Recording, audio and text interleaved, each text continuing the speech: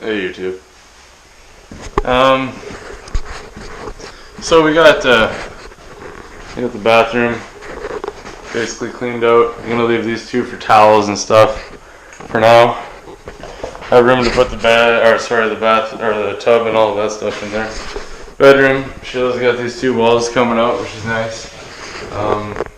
So the bedroom's gonna, obviously be extended all the way to the hallway. It's not gonna be closed off. We don't need it closed off. It's just the two of us. That are gonna be here. So instead of closing it off, we're just gonna leave it open and allow some airflow for the wood stove and things like that. There won't be a door or walls on our bedroom. We're just gonna have an open bedroom concept. The only closed-in room in the house is gonna be the bathroom, and we're thinking about a sliding barn door or even keeping some form of a nice curtain rail up like this. We're not gonna need a ton of privacy. The toilet's gonna take care of its own smell. And it's, like I said, it's just the two of us. We'll have room for people to come and sleep if they want. Bringing the tent's not going to be a bad idea. But, and I got a little bit of water damage. I'm probably going to replace that wall. I want a gas and water wall anyway for the kitchen, the stove, stuff like that. So I'm probably going to be replacing that wall and building in like maybe even a foot wall, a full foot width wall, so that I can get in there and do some work on it. But, so right now Sheila has to work on getting some of the paneling off, but I got a funner job. Yay!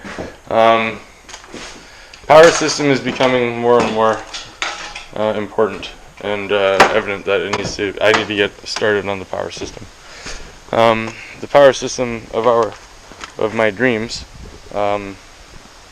starts with a water and power bunker on the exterior of my trailer that I'm actually going to dig a little bit underground.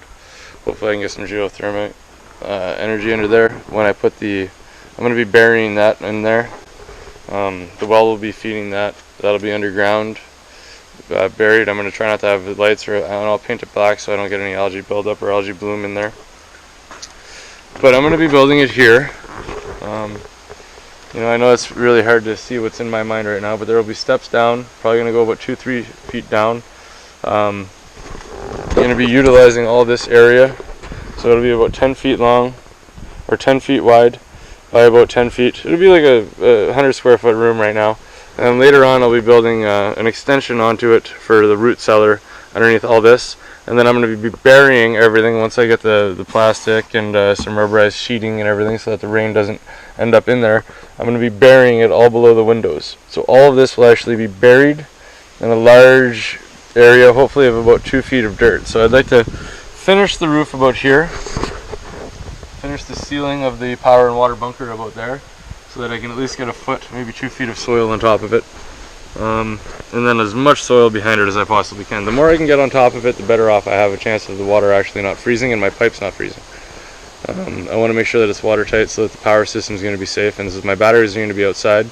And then I'll vent it like a root cellar. If you go on YouTube, like you are right now, and you check out root cellar or root cellar venting, it's a very simple system.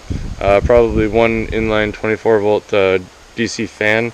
And then I need to make sure that I have a cap on the out pipe so that the wind doesn't actually blow in the out pipe. So I think that they have one-way vent pipes, so I'm going to be picking up one of those to top that off with, and hopefully the air exchange will help the battery gas and all that change over, and keep a nice cool regulated temperature in there so that when I do extend for the root cellar, we have the ability to keep our food fresher for longer periods of time. So you're in this with me. I got to get started on the power bunker, so I'm going to start digging it. I want to do a rammed earth floor, and from there build it up. And I only have a couple of days, so I'm going to start getting on this and see what happens. So I'll set this up. I'll see if I can get some video of me working and trying to build this out. See, I got water pretty close, and you guys know how deep my well is and how much water I have in the well, which is a little ridiculous. So we'll see how deep I can go here.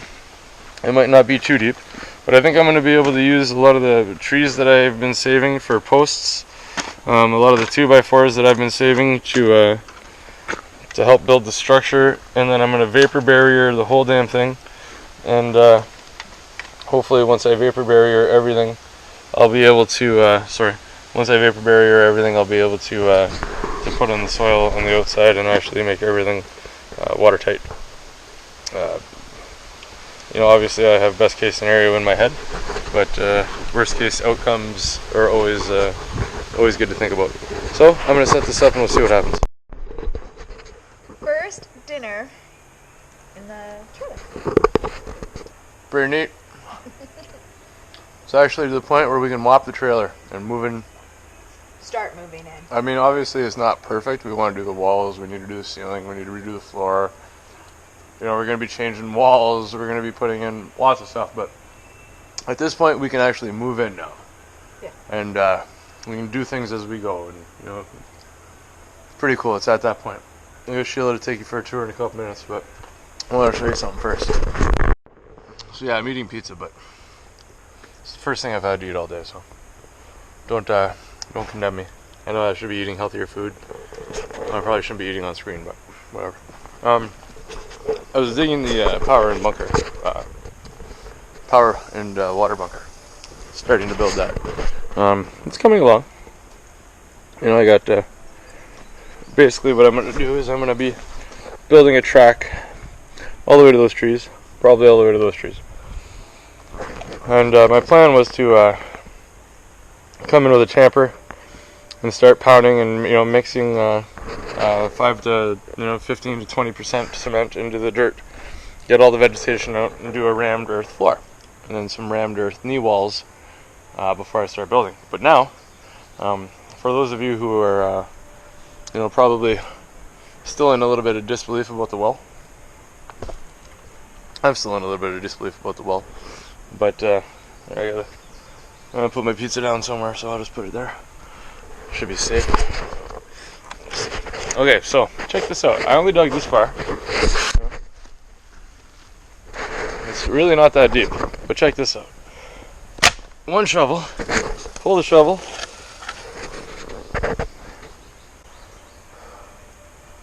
For those of you who think it's ridiculous, or for those of you who have to dig 260 feet for your wells, or for those of you who have to dig 40 holes, or whatever, however it works.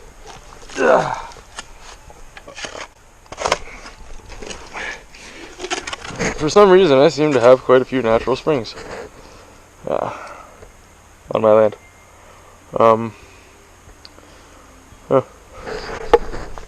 So now, anyway, new plan. Put some of this back here. I know it's pointless, but build it up a little bit. Tamp it down. Yeah, so natural wells will plenty, but now the new plan, as it's just bubbling up some crude. If that was black oil, I'd be a happy camper. We all would. So yeah, new plan. I'm gonna dig this track. I'm not gonna give up. I'm not gonna stop. I'm gonna dig this track. I gotta get my piece of pizza. I'm gonna dig this track all the way over to the trees. I'm gonna go a little bit higher so I'm not hitting the water level. Or who knows, if I go back another 2 feet, I could be past the natural spring. That'd be awesome. But now gravel. About a foot of gravel in. And then a rammed earth floor on top of that, and then knee walls coming above grade. So I'm gonna knee wall the rammed earth above the level of the ground, so that it's my understanding that rammed earth done properly is actually waterproof and will resist water. So it'll give me an area that the gravel underneath the rammed earth will move the water for me, and the knee walls of rammed earth connected to the floor should give me a dry area to work with, and then I should still be hopefully maybe 4.5 foot power and water bunker. It'd be great if it was a 6 foot power bunker so that I could walk through it a little easier, but whatever. Anyway, I got so much water on my land, it's ridiculous. So that's what I'm dealing with. It's going to be fun for the root cellar.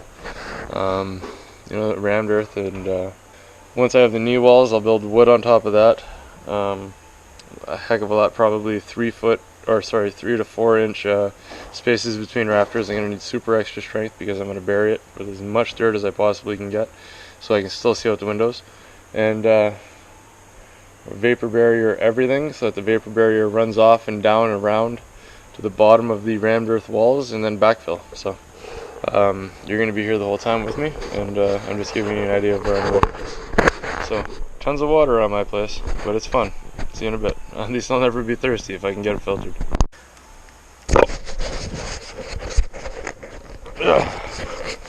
Hey, so got a lot of dirt.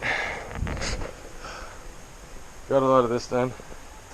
You obviously saw the water. I got a little stump here that I gotta pull, and I'm gonna go to the tree line, and might have to go out another 2 or 3 feet here. But so far that's the hole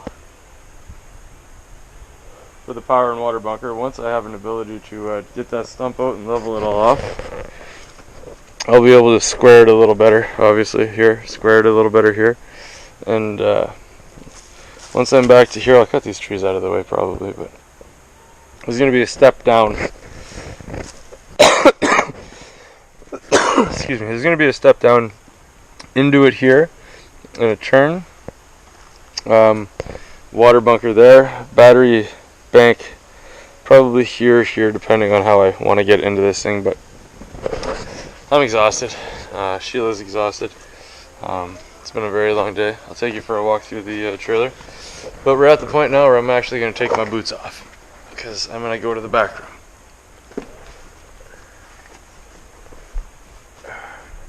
Okay, so boots are off. So this is finished for now. Obviously, we know we have to do the we know we have to change the exterior walls. We know we have to change the insulation. We know we're gonna have to change the rafters. We know we're gonna have to change the outside siding. We know we're gonna have to do the vapor barrier, all of it. We're gonna have to change this back wall because of the water damage. I'm gonna build that foot wall we talked about earlier so that I can actually get in there and do the water wall, the gas wall, and the power wall. Basically for the stove, the kitchen, the bathroom, and everything that's gonna be hung up in this wall. The bathroom here still hasn't been cleaned or mopped yet, but I mean, Sheila's been busting her ass getting, this place isn't super easy to clean yet. So, bathroom, nice and big, I think it's 12 by 7. You can see what we meant by opening up the bedroom. We took the 2 by 4 walls out. Sheila's been able to mop and wash the walls in here, which is really nice. So this has opened up the bedroom quite a bit. One of the people that subscribed to us, Miss Judy, had an idea that I could take a little bit of the bathroom, like 2 or 3 feet of the bathroom, and actually build a closet for the bedroom into there. But then when me and Sheila were talking about it, and I asked her if she really needed a bathroom this big, she said, absolutely, you need a bathroom that big.